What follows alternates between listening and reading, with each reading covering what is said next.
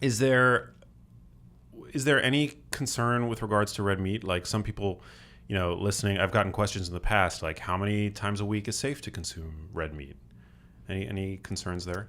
I don't personally subscribe to that mindset, so we include red meat in the sample meal plans and Real Food for Fertility pretty regularly because it's so high in so many different nutrients.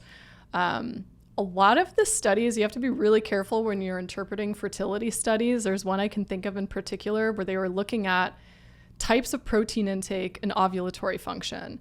And the title of the study made it sound like plant protein and fish were superior for ovulatory function and red meat was harmful. And even the discussion, the results, the conclusion, the abstract, like all the major parts of the study that most people are going to read made it just sound like plant protein is going to save the world, and fish, of course, right? Everybody's happy with fish too. When you actually looked at it, like I went in and was looking at the data tables, we're looking at the odds ratios for ovulatory issues, and red meat was net neutral or slightly beneficial. And not all of the plant proteins were beneficial.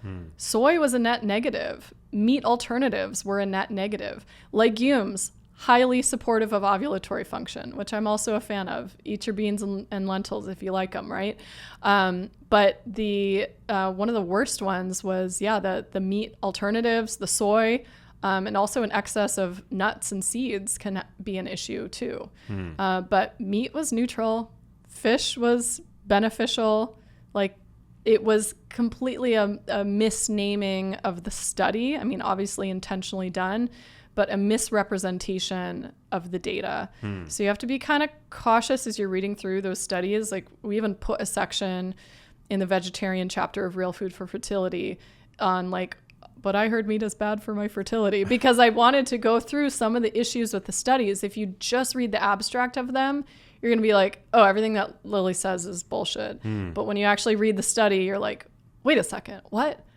Right? Or if you look at population-wide studies, a lot of times the people who are consuming the most meat are ignoring all the other health advice, right? We've all been told meat is bad for us, so don't eat much meat if you want to be healthy. So you have these individuals eating less meat, but also they're the ones who are exercising, they're eating vegetables, they're not drinking sugared sodas, they're not smoking, they don't drink alcohol, they sleep, they manage their stress. And so, you have this healthy user bias that comes into play with it as well. That, makes total sense. So sometimes in these observational studies, and it's important for people to recognize that observational studies cannot prove cause and effect. They can only tease out correlations, which are maybe useful for hypothesis generation, but they don't prove anything.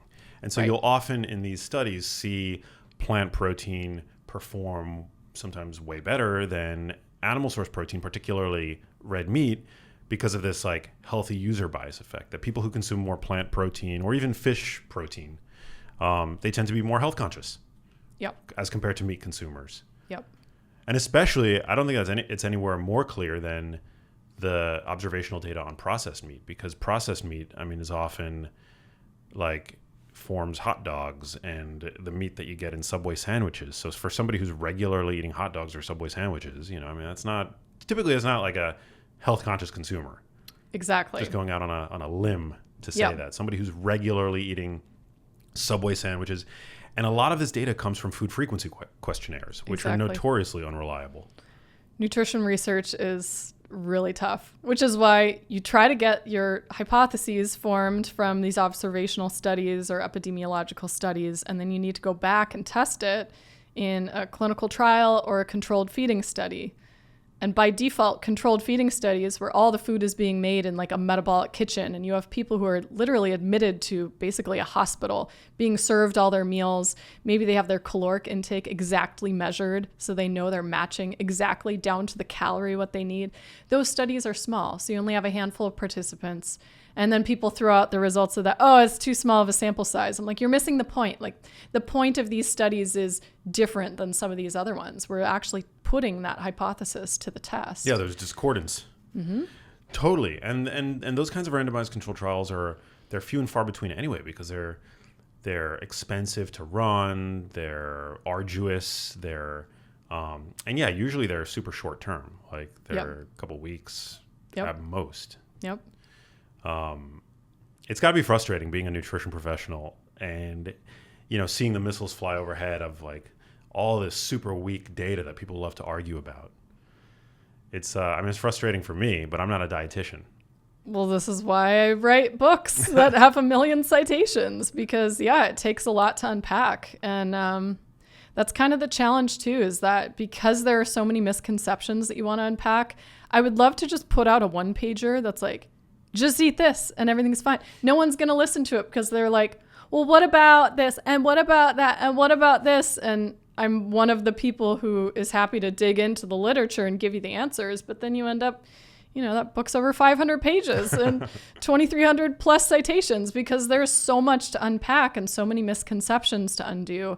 And that takes like time and effort. And just a lot of people are not willing to do it, let alone read it. There's a lot of people who just don't even want to read books anymore. We want to have everything spoon-fed to us in a 15-second reel. And you can't get into the details in that format. Hey, if you liked that video, you need to check out this one here, and I'll see you there.